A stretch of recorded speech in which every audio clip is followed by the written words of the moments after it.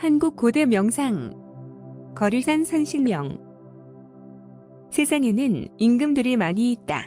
나라에는 나랏일을 다스리는 인간의 왕이 있고, 귀신에는 귀왕이 있고, 나무에는 무광이 있고, 바다에는 용왕이 있다. 이것을 세상의 주인이라고 해서 세주라 한다. 그뿐만 아니라 현대인들이 사는 아파트에도 같은 라인이지만 각기 다른 지방령이 존재한다.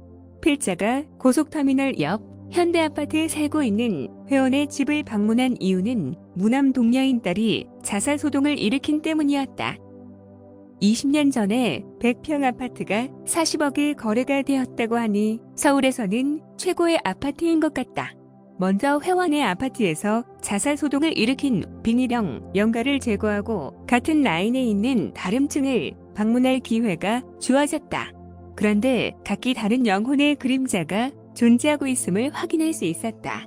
각 공간마다 각기 다스리는 지방령의 모습에서 과학의 시대인 현대에도 여전히 세주가 있다. 이 세상의 세주들은 각기 작은 깨달음을 가지고 있기에 주인으로 군림하지만 이것은 깨달음이기보다는 작은 신통에 불과하다.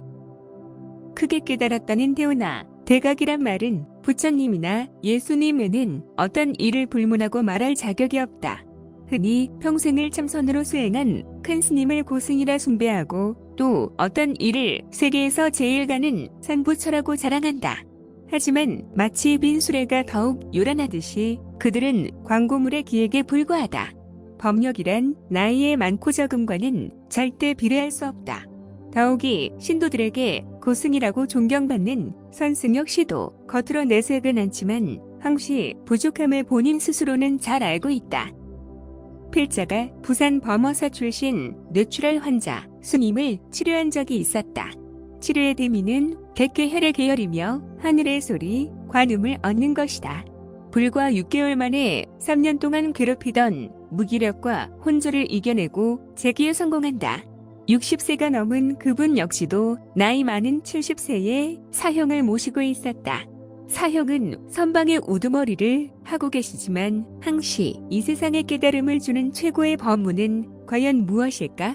하고 조바심하며 세월을 보낸다는 사실을 그때의 환자 스님이 말하곤 하였다.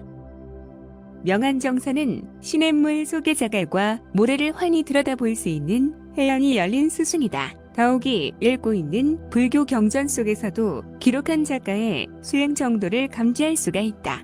또 법문하는 큰 스님의 테이프 속 음성에서도 공부의 수준을 환히 알 수 있다. 이 정도의 통찰력이야만이 비로소 깨달음의 수준에 도달했다고 말할 수 있을 것이다.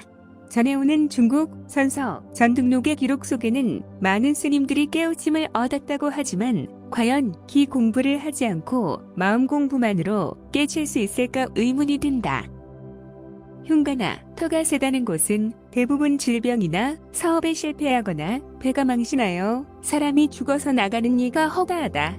과학기기를 동원하여 조사해보면 그런 장소에서는 수맥을 발견하거나 혹은 자력이 유별나게 많이 흐르는 곳으로 판명된다. 하지만 교통사고가 자주 일어나는 경사진 언덕이나 교차로에는 자력과 수맥의 과학적인 파장보다는 대개 억울한 죽음을 당한 원한에 맺힌 영혼들의 기회를 기다리며 호시탐탐 노리고 있다. 도읍에서 근교 산에 토구를 장만하였다고 연락이 온 지 오래되었다. 그러다가 1년이 지난 어느 날 도읍에서 직접 한국 고대명성회를 방문하였다. 학창시절에 검도를 같이 연마했을 뿐 아니라 체육관 검도부의 맏형과 막내 사이로서 언제나 도움을 받았던 사이로 사제주간이나 다름없다. 그리고 검도와 단전호흡을 처음 가르쳐주신 스승이기도 하다. 작년보다 좀 수척한 얼굴은 수행자로서 오히려 좋은 모습이지만 공부가 전혀 진척이 없다고 한다. 공부의 진척이란 무심의 집중을 말하는 것으로 객괴혈의 가동 여부다. 불교에서는 계율을 지키면 선정에서 선매에 들 수 있다고 언급하지만 백회가 가동되어야만이 무심할 수 있고 그래야만이 선매에 빠질 수 있다. 오랜만에 선배님과의 고향 나들이다. TV 프로그램 전설의 고향에서 걸음을 멈춘 산이라고 소개된 거려산이다. 450m가 정상으로 온 마을을 포용하듯 우뚝 서 있다. 산을 천천히 오르다가 문득 백두산 산신령 이야기를 나눈다. 일반적으로 7내지 8부 능선에 산신령이 존재한다는 말을 나누며 걸음을 재촉한다. 그때 갑자기 영적인 화면이 나타난다. 산신령의 등장이다. 선배에게 작은 목소리로 거리산 산신령이 보이느냐? 하며 묻는다. 묻는 와중에 산신령은 사라졌다. 물론 선배는 보이지 않는다고 말한다. 그런데 산신령이 무언가를 말하는 것 같은데 알 수 없다. 새까만 머리 사이에 둥그렇게 파진 모습을 보여준다. 무엇을 설명하는 걸까? 하며 생각하지만 알 수가 없다. 그냥 50년대 말 초등학교 시절 가끔 친구들의 머리에 생기는 기계충을 설명하는 것 같은데. 드디어 정상에 도착했다. 탁 트인 광경과 소나무 숲이 우리를 반겨주고 있다. 산신령이 무슨 말을 한 것 같은데 알 수 없어요. 하며 괜히 영적인 화면을 깨뜨렸는가 하며 후회가 된다. 다음에 다시 거리산을 올랐는데 산 능선마다 고압 전류탑이 군데군데 설치되어 있었다. 초등학교 시절 친구들에게 생기는 기계충처럼 소나무, 숲속 모든 산 중턱에 고압 전송탑은 보기 싫게 설치되어 있었다.